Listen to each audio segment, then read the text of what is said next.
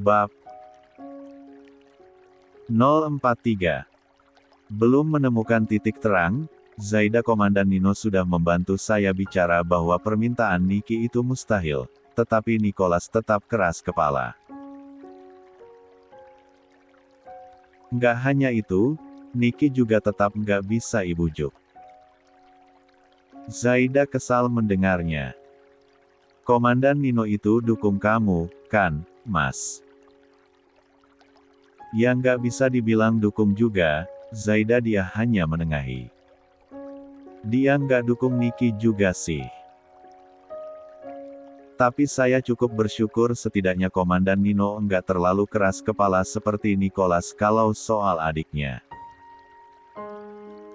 Cuma ya, tetap saja Komandan Nino itu kakaknya Niki. Saya khawatir kalau Niki tetap sulit dibujuk, ujung-ujungnya dia seperti Nicholas juga. Zaida mengernyit. Maksudnya, Zaida, saat Niki jatuh malam itu, kamu kan nggak diizinkan masuk. Waktu itu saat Niki minta untuk menikah dengan saya, Nicholas dan istrinya juga menolak. Bahkan Nicholas menyanggupi untuk membelikan barang mewah apapun yang Niki mau asalkan jangan minta menikah dengan saya, tapi Niki keras kepala. Nicholas bilang kalau Niki mau menikah dia bahkan bersedia mencarikan laki-laki mapan dan dari keluarga terpandang, tapi Niki tetap nggak mau. Jadi, awalnya Nicholas juga kontra dengan permintaan Niki itu, tetapi karena Niki keras kepala apalagi dalam keadaan sakit, Nicholas akhirnya menuruti kemauan adiknya. Zaida menghela napas panjang. Ia mengerti maksud Firza. Zaida pun sebenarnya tidak bisa sepenuhnya mengatakan bahwa kakak-kakaknya Niki itu egois. Ketika berhubungan dengan keluarga, sudah pasti akan diutamakan meskipun pada akhirnya harus dipaksa sebisa mungkin. Yang salah sepenuhnya di sini adalah Niki, sebab ia tahu bahwa Firza sudah menikah tetapi ia malah menggunakan penyakitnya untuk bisa bersama Firza. Aku heran, kok bisa ya ada orang sakit malah ngeyel kayak gitu. Di mana-mana orang sakit itu ya udah pasrah sama kehidupan, pikirannya udah nggak ke duniawi lagi.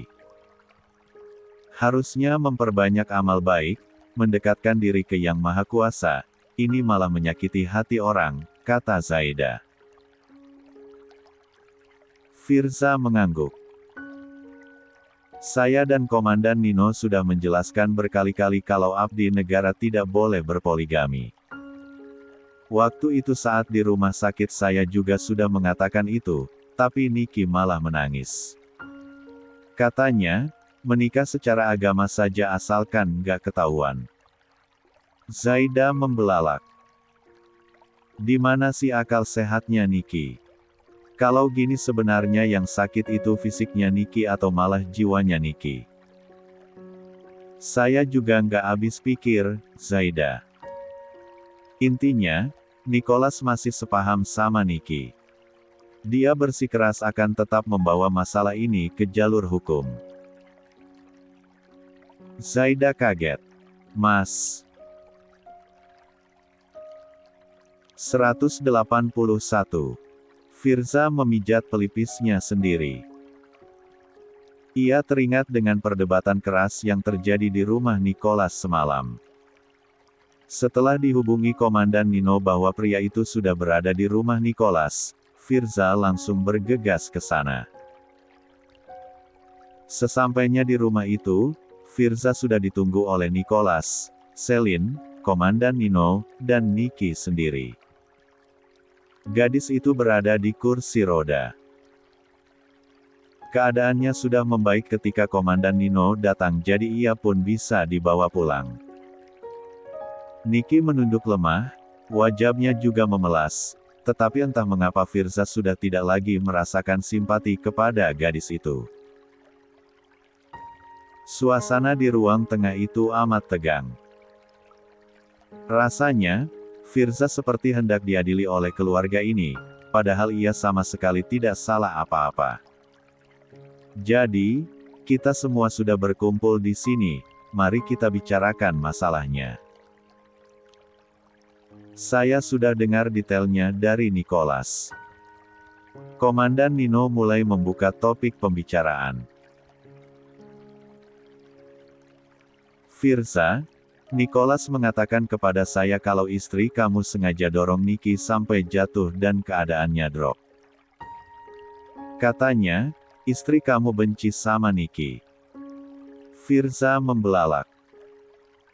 Itu tidak benar, Komandan. Nggak usah ngelak lagi lah kamu, sahut Nicholas. Itu bukan pertama kalinya ya istri kamu berusaha mencelakai Nikki.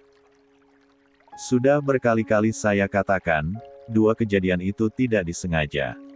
Dua-duanya hanya cukup. Seru Komandan Nino. Nicholas, kamu diem dulu. Tapi Bang. Diam. Abang lagi nanya sama Firza. Nicholas mau tidak mau menunduk diam, ia sendiri memang tidak berani melawan Nino. Nino menatap Firza. Jadi menurut kamu itu kecelakaan? Bisa jelaskan sama saya kenapa kamu anggap itu kecelakaan? Firza melirik Nikki yang sejak tadi diam sambil memperhatikan dengan tatapan memelas. Ia lalu kembali menatap Nino. Nikki mengundang saya dan Zaida makan malam. Ketika saya ke toilet Nikki menyusul saya dan malah mengatakan kalau dia mencintai saya. Saat itu saya kaget dan Zaida melihat semuanya. Dia marah lalu kami mau pulang. Nikki menahan-nahan Zaida. Saat itu, Zaida hanya berusaha melepaskan tangan Nikki yang berusaha menahannya, tapi Nikki malah kepeleset undakan di ruang tengah ini dan jatuh, jelas Firza. Interupsi. Interupsi. Nicholas menyahut. Istri kamu berusaha melepaskan tangan Nikki yang menahannya dengan dorong dia, kan? Firza membelalak. Bukan, itu. Halah, mau ngelak lagi, kamu. Aku lihat sendiri ya istri kamu dorong tangan Nikki makanya kaki Nikki tergelincir di undakan ruang tengah. Ya itu sih sama aja sengaja dorong. Nicholas. Seru Nino. 182. Bang, aku lihat sendiri loh kejadiannya. Abang, kan gak ada di sini waktu itu jadi berhentilah belain dia mentang-mentang dulu kalian kerja bareng.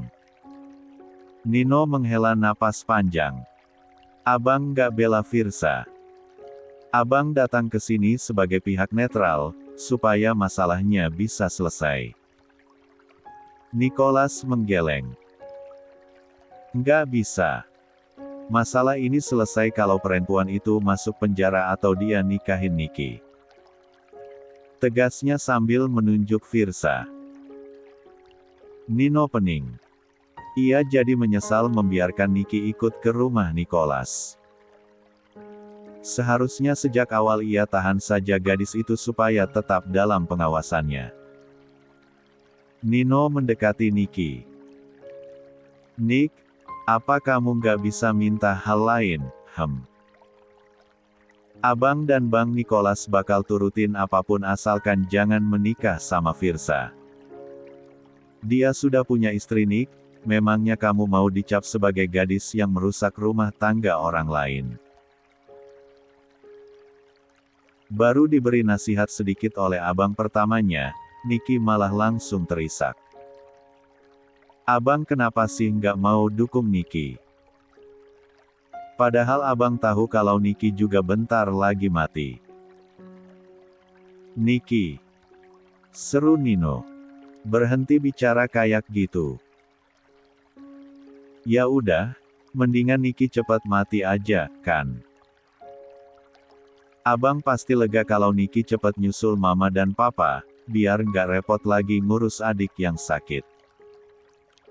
Nino agak terpancing dengan kata-kata Nicky, tetapi sebisa mungkin ia menahannya. Nick, permintaan kamu itu mustahil. Firza itu abdi negara, nggak bisa dia punya istri lebih dari satu. Nicky nggak masalah kok menikah sama Bang Firza secara agama aja. Kalau diem-diem, kan nggak masalah. Lagian Nicky nggak ngerebut Bang Firza dari istrinya, Nicky cuma pengen Zaida berbagi dikit aja sama aku. Toh hidup aku juga nggak akan lama lagi. Nggak bisa gitu, Nick. Kamu nggak bisa memutuskan sesuka hati. Firza juga nggak mau.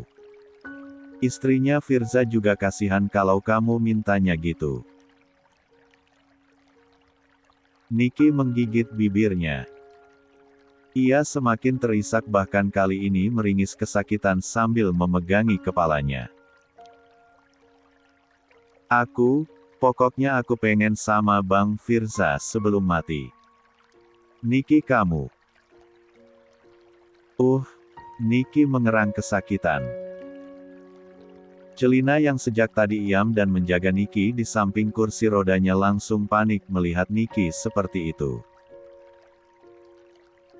Nicky, Nino dan Nicholas juga kaget.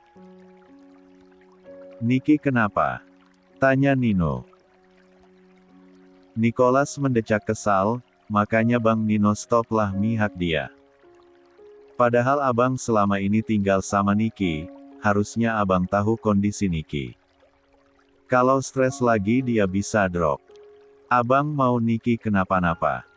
Nicholas, kamu. 183. Udahlah bang, nggak guna juga kita diskusi kayak gini. Pokoknya tetap hanya ada dua opsi, dia nikahin Nicky, atau istrinya aku jeblosin ke penjara. Tegas Nicholas. Jangan memutuskan sepihak, Nicholas. Sayangnya, Nicholas tidak mendengarkan Nino. Ia dan Selin sibuk membawa Nicky ke kamar karena kondisi gadis itu kembali melemah. Saat ini, hanya tinggal Nino dan Firza saja. Nino mendekati Firza dan menepuk bahunya. Sepertinya belum ada titik terang dari masalah ini. Saya mohon, Komandan. Saya nggak bisa dan nggak mau menikah sama Nicky. Saya juga nggak bisa membiarkan istri saya di penjara. Nino mengangguk. Iya, saya mengerti. Saya masih mikir jalan tengahnya supaya nggak ada yang dirugikan. Sekarang kamu pulang dulu saja, saya mau ngurus Nicky dulu. Firza mengangguk. Lapun segera pamitan kepada Nino dan bergegas pulang ke rumah. Sepanjang jalan, Firza benar-benar pusing, diskusi panjang itu juga belum menemukan hasil yang bagus. Sesampainya di rumah, ia melihat Zaida tertidur di kursi ruang tamu sambil menggenggam ponselnya. Firza tersenyum tipis melihat itu. Kamu pasti dari tadi nungguin saya ya, gumam Firza. Ia mendekat dan melepaskan ponsel di tangan Zaida kemudian mengangkat sang istri ke kamar mereka. Firza berbaring di samping Zaida sambil memandangi wajah tidur sang istri yang tampak begitu damai. Maafkan saya, Zaida, gara-gara saya kita terjebak dalam masalah ini. Firza beringsut mendekat kemudian mengecup pelan dahi Zaida. Selamat tidur, istriku, bisiknya pelan. Mas Firza. Firza mengerjap. Ah, iya. Kok malah ngelamun? Firza tersenyum kemudian menggeleng. Enggak, saya hanya sedang berpikir. Zaida menghela napas panjang. Terus kita harus gimana, Mas? Nggak mungkin, kan kita diem aja dan nunggu keputusan mereka, kita sendiri juga harus melakukan sesuatu. Apalagi Nicholas bersikeras mau membawa kasus ini ke jalur hukum, kan? Firza menggenggam telapak tangan Zaida. Nanti saya akan hubungi teman saya. Saya ada kenalan pengacara. Kamu tenang saja ya, Zaida. Saya akan berjuang semaksimal mungkin. Zaida mengangguk. Meski begitu, ia belum bisa merasa lega sama sekali. Setelah sarapan, Firza pamit berangkat. Zaida masih terus kepikiran. Ia merasa tidak bisa tinggal diam dan pasrah kepada Firza saja. Ia sendiri juga harus melakukan sesuatu. 184. Tanpa sepengetahuan Firza, Zaida menghubungi nomor pengacara bernama Paramita yang merupakan kenalannya Hamidah itu. Berhubung Hamidah juga sudah mengatakan kepada Paramita bahwa istri atasan mantan suaminya meminta nomornya, Paramita juga langsung mau ketika Zaida mengajaknya ketemuan. Untunglah, hari ini jadwal wanita itu sedang longgar jadi ia ada waktu untuk bertemu dengan Zaida. Mereka janjian di sebuah kafe yang Paramita rekomendasikan kemudian segera datang ke sana. Zaida mencari-cari Paramita ketika sampai di kafe tersebut. Rupanya wanita itu sudah datang beberapa menit sebelumnya. Zaida berusaha mencari hanya dari foto profil di WhatsApp wanita itu. Untunglah foto profil yang ia pakai dan penampilannya saat ini tidak berbeda jauh. Ibu Paramita, kan? Tanya Zaida. Paramita tersenyum, benar, Anda. Paramita tidak mengenal Zaida karena ia memakai cadar. Saya Zaida yang menghubungi Anda. Paramita langsung berdiri. Oh, Bu dan Kinya Hamidah.